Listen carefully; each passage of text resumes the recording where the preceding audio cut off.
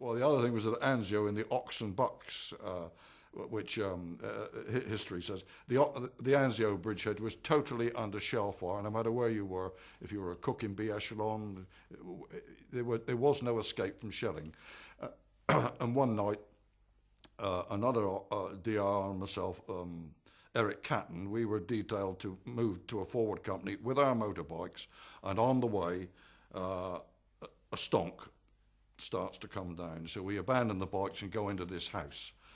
And when we get in there, there's 4 or 5 other people sheltering. And then all of a sudden, there was an almighty wallop, and the house was hit, and we were all buried. And then we heard shouting and people pulling the bricks and stuff away from us. And Eric Catton, who was near to me, said, I looked up, and there was this bloody great German paratrooper pulling the bricks off me. And he said he thought we'd had it, but it transpired the German was a prisoner. And so all was well.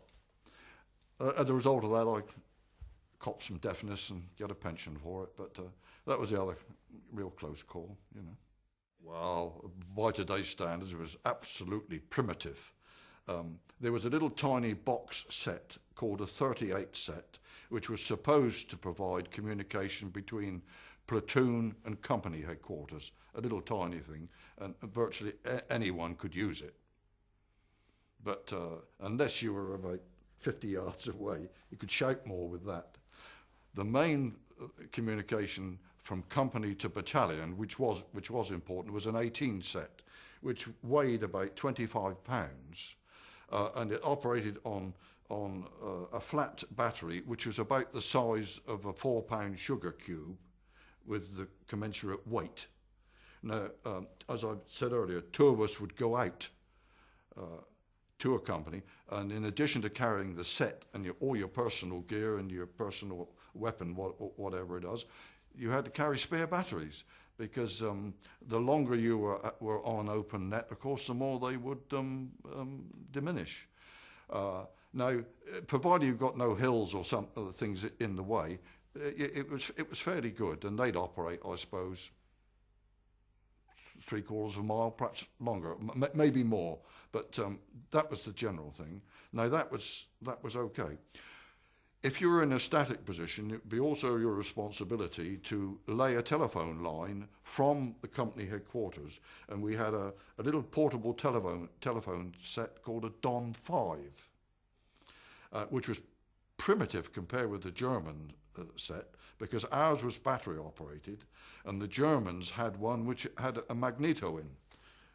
So you always had a constant supply of high voltage electricity. And towards the end of the war, if any signal platoon could get hold of a German field telephone, we did get and use them, because they were far more effective than us. Well, then we would run the cable from the telephone back to battalion headquarters, where there was some form of small switchboard, and the headquarters signallers would operate this. But of course, half the time, as soon as you'd laid a line, down came a shell or something and busted the damn thing. So you were euchred. Well, it was a job then to repair the line. And what you would do is go out and follow the line through your hand, and you might go 30 or 40 yards, and all of a sudden you've got an end. So you'd tie a knot in the end so you'd know that was your line, and then you'd look in the ditch. And if you were lucky, there was only your cable there. But if it was in an area which had been occupied for a long time, there'd be 8 or 9 of these wires. You didn't know which was yours, so you had to put your handset on each one to see if you could get, well, some of them were broken further afield, so you got nowhere. But quite often you would get through to your own company, know that that was the one you were, and then you would just join it. You had your plier, we had a special kit of pliers, insulating tape and all that. And you'd mend it. And you'd turn around and it'd get busted further up the road. So every soldier had a kit bag, and that was it.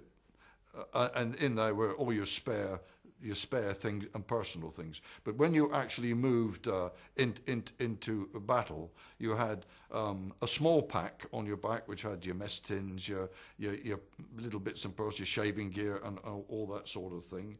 Your housewife sewing, running repairs, and that sort of thing.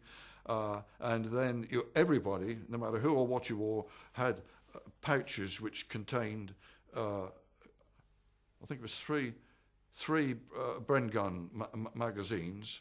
Well, in the case of signallers, we still had to carry these Bren gun magazines, even though we had to carry our own batteries. Nobody carried our batteries for us.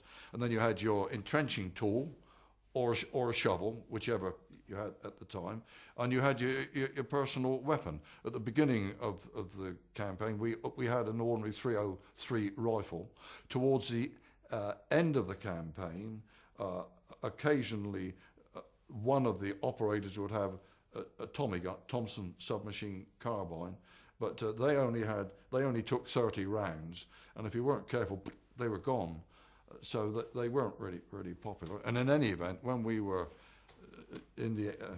employed as signallers, we hoped we wouldn't have to fire anything. But you had to take it with you, of course. Oh, and your gas cape and your respirator, of course.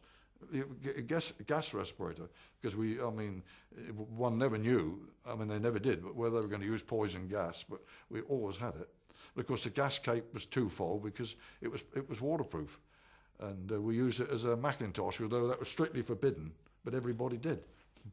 Because it was, I don't know what material it was, but it's similar to plastic.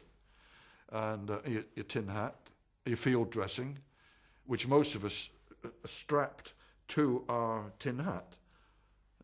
That's a pack.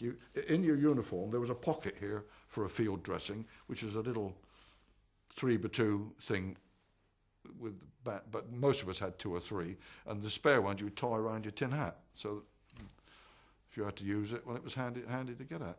Oh, and your water bottle. Don't forget the water bottle.